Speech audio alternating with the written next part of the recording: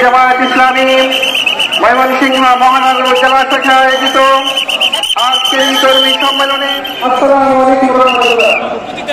আজকের এই কর্মী সম্মেলনে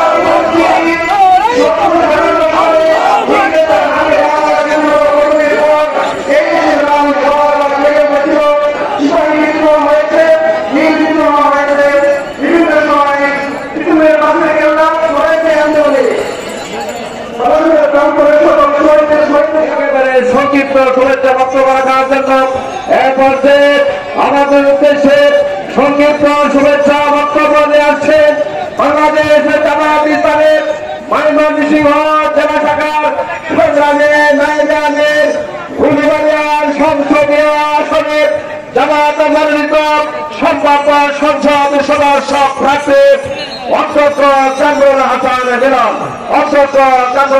মিলন।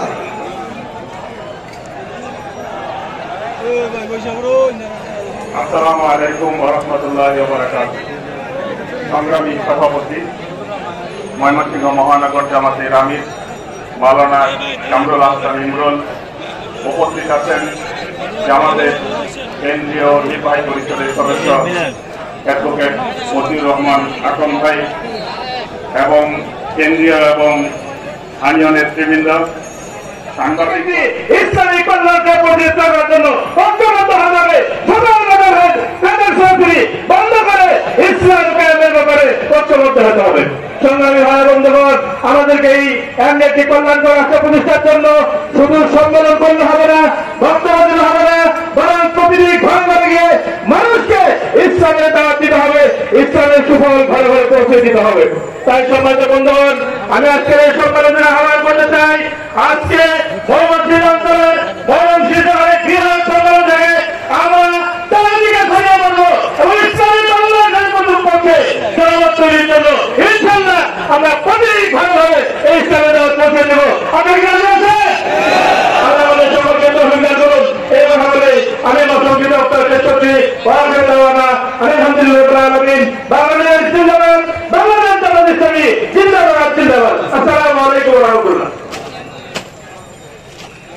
সংগ্রামী সাথী বন্ধুগণ, আজকের ঐতিহাসিক কর্মী সম্মেলনে আমাদের সাথে একত্রে ঘোষণা করার জন্য মঞ্চে এসে উপস্থিত হয়েছেন ইসলামী আন্দোলন বাংলাদেশ কেন্দ্রীয় কমিটির অন্যতম সদস্য জনাব ডাক্তার নাসির উদ্দিন।